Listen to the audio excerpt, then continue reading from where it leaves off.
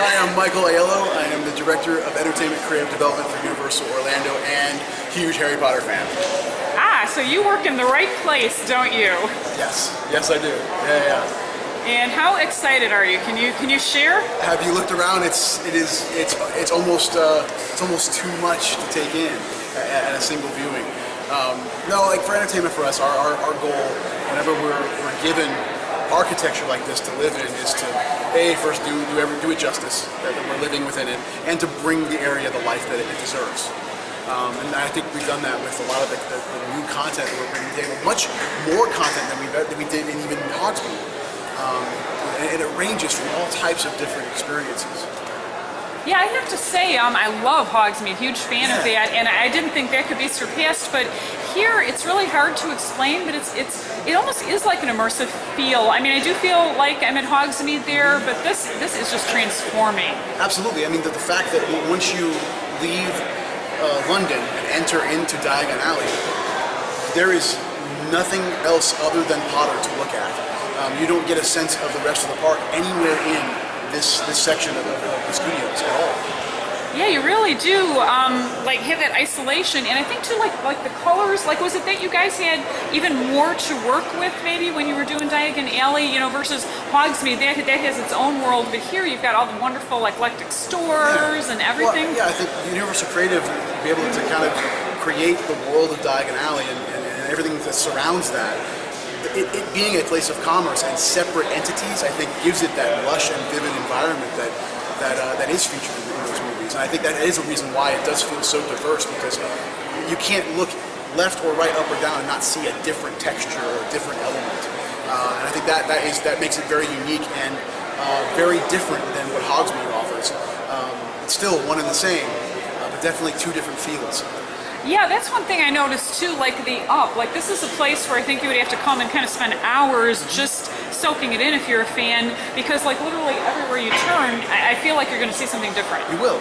And the one thing that was great even about last night with the media is how different this place looks at night. Yes. What you saw during the day, again, using your words, there is a transformation even from day to night with Diagon Alley. There really is, and one other little addition that I really liked is the wands. Muggles actually get a chance to do some magic here. Absolutely. It's a great little detail that the creative team came up with, and everybody's having a lot of fun with it. Oh yeah, I think the kids, I think the adults, speaking as an adult, are really going to love that too. How did that idea spark? Was that something that like you kind of thought of back in Hogsmeade, technology's catching up, or was that kind of new to this? Our entertainment team, we weren't directly involved in the wand magic. But I do know that this idea has been around for a while, and just waiting for the right time to bring it to life. Yeah, because technology, I know, and now you've got the new ride, which I can't wait to experience that too, but there's so much here. That was what I was most excited about, but it's like I could take forever getting there, just soaking this all in. Yeah, well, and all of the entertainment, the show experiences that we've got that are very unique to Diagon Alley. I mean, on the Carpet Market stage, we've got a show deeply rooted in the fiction, Tales of Beedle the Bard. We are retelling two of the stories from that book, The Fountain of Fair Fortune and The Tale of Three Brothers, which was featured in the 7th film. Amazing puppets, very detailed, all articulated, all designed by Michael Curry, who's an award-winning makeup puppet designer. Yeah. And then, so that show, but then on the same stage, we've got a new show that no one has seen yet before, which is Celestina Warbeck and the Banshees. Yes. And this was created because we knew we wanted to figure out a way to infuse music into Diagon Alley, knowing that it works so well in Hogsmeade, the Frog Choir. Yes. But it's not an easy task at first, because again, this is a very different feeling environment. So the first thing we knew that Wizarding Wireless Network exists, and that there is a radio station that Wizards listen to. So what are they listening to? We were able to find some text in one of the novels J.K. wrote that identified that Molly Weasley is a huge fan of a singer named Celestina Warbeck. So like, okay, who is that? How do we find out more about her? So we went straight to Warner Brothers and started asking questions. Who is she? How does she relate to the fiction? And even then, there wasn't a real huge knowledge of her. So we were able to kind of work with Warner Brothers and the publisher to kind of start from the foundation and kind of build up. We discovered that J.K. had written 4 song titles. So we said, okay, can we have permission to write lyrics and compose music centered around these song titles? And they said, yes, let's figure this out. The next question we asked was, who would she remind you of here in the Muggle world? What would be the inspiration for Celestina? And they immediately said, because this was from JK's mind, it was Shirley Bassey. We said, okay, we're starting to get somewhere with this. We're starting to get our four walls on top of this foundation. And we employed great composers and lyricists, Alan Zachary and Michael Weiner, who helped us compose a lot of the music that you're hearing here. And the lyrics are great because they live in this kind of middle ground where we're not being kitschy with the lyrics, trying to insert fiction into the lyrics. It really, these songs really do sound and feel as if they're a part of the wizarding world and songs that witches and wizards would listen to on a normal day.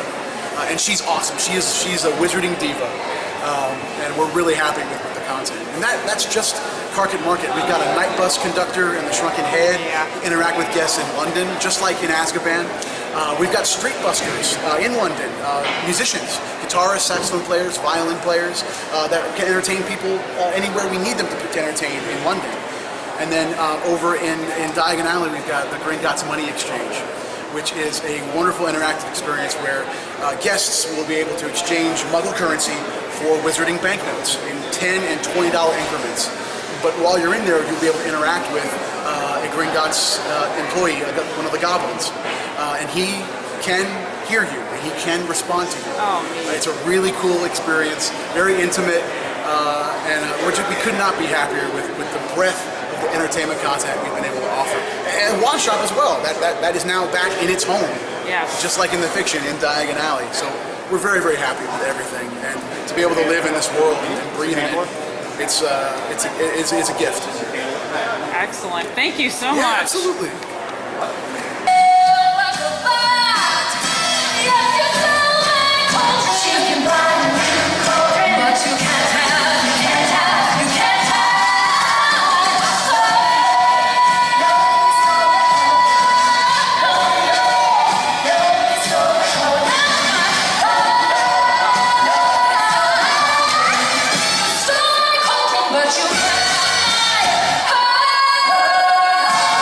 Reached a river too treacherous to pass, but being learned in the magical arts, they simply waved their wands and made a bridge.